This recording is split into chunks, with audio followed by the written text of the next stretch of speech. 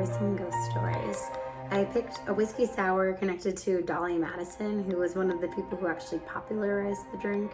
Dolly, during her time, lived soirees and balls, and she was kind of a party girl, and she loved hosting, and this was a drink that she loved. It's 4 parts bourbon, 1.5 parts lemon juice, a teaspoon of sugar, and shake it together, pour it over ice. It is so good. So, thank you, Dolly. Dolly is known to haunt a lot of buildings in Washington, D.C., but my favorite one easily is the Octagon House. The Octagon House has been called one of the most haunted buildings in D.C. It's one of D.C.'s oldest buildings, which is saying a lot, and it's a weird place. Octagon houses are not the most unusual type of architecture. They're kind of all over North America.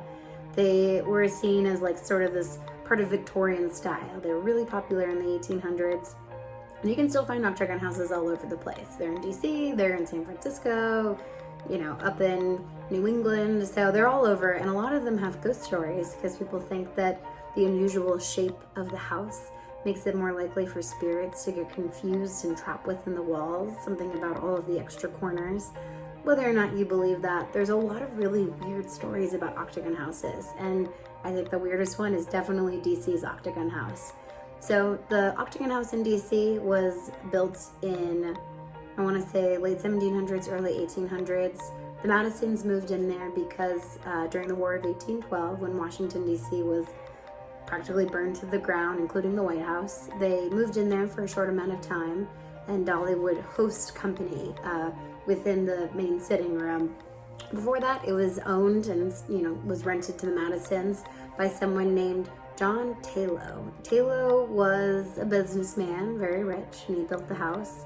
He had 15 children, 2 of which died within the house at a very young age. He had 2 daughters who were seeking permission to marry suitors that they were interested in that he did not agree with. And 2 at very separate times. They both died mysteriously by falling down the stairs after these conversations about these inappropriate suitors. Some say that John died at an early age because of grief. Other people think because of guilt.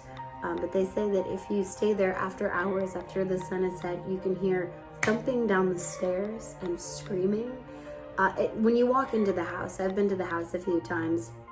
It's a beautiful space, but there are certain rooms that kind of give you a really strange feeling. The staircase definitely being one of them. You walk up the stairs. It's a spiral staircase, and once you're on the top floor, you can look all the way down to the first floor. So imagining someone literally falling 3 to 4 floors all the way down is pretty disturbing. And there's even tale of there's a ghost who apparently stays on the stairs, a totally different visitor there, who will push you, and I don't like heights. It's very unsettling. If you feel anything touching your body or your hair, any movement outside of you while you're walking up the staircase. The building itself, if you move around, so you'll walk into sort of the foyer. The sitting room is to the right, where Dolly would sort of host court, and she would serve her whiskey sours and connect with people in essentially her time's version of networking. They say that Dolly still haunts the house, and some people would say, why would she haunt this place? They weren't there for very long. She's also said to haunt several buildings in Washington, D.C.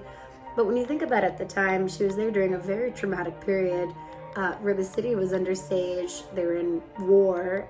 Their home had just been burnt down, and so they were transplanted to this other house that was not their own. So it's not the most unusual thing to think that she might have had some sort of imprint on the building itself.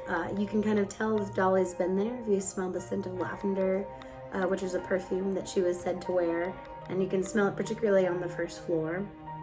Now, all of this to say, so the building itself, after the Madisons moved back into the White House and left, and eventually the family that owned the building started renting it out to tenants. So it sort of became a boarding house for people coming into town. There was a man who was a boarder who was murdered. They say he didn't pay his tabs on things. He was a gambler. He lost a lot of money, and so someone came into the house and shot him. And in his sort of final dying actions, he pulled one of the bells that had been a servant bell, and you can still hear the bells. The bells are inactive. But even when we was there, we did hear a bell go off, and the person giving us the house tour was like, oh, you'll just hear that from time to time. We don't know if it's him or it might just be the building itself. I would not want to hear the bell at night though. It's a very creepy kind of like old-timey little ringing noise that's in the rafters of the building. None of these stories are particularly, they hold even a candle or a flame to the basement of this building. So I also partially made this drink because it is a well drink, whiskey sour being, that type of drink.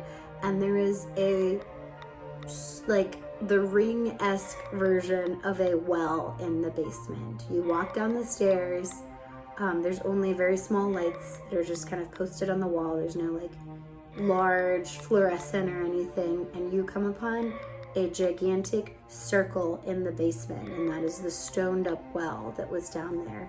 I couldn't imagine going down there at night or even when this was like an active well. It literally looks like something from a horror movie. The wells itself are very dark. There's not a lot of like natural sunlight. And it said that a girl was murdered down there, again, another tenant. And not only that, her body was hidden in the walls. And every time the Octagon House has done a reconstruction, people will always say, well, have you found the bones? This is just an urban legend that lives within the house. Even if you don't know the story, I didn't know the story until like I was already down in the basement, and our guide, told us about the body that it still honestly hasn't been discovered. You feel this strange sense of like coldness and a presence. And like something feels wrong. There's like a strange heaviness in the air. Almost like you're walking into like a funeral home or something. You're like, there's just like a presence to it. And all I can say is, so I went to the basement once. Again, I visited the house multiple times. I only went to the basement one time. I did not want to go back again. The Octagon House is truly a frightening place. But it has some fun characters and some fun tales. So cheers. That's the Octagon House.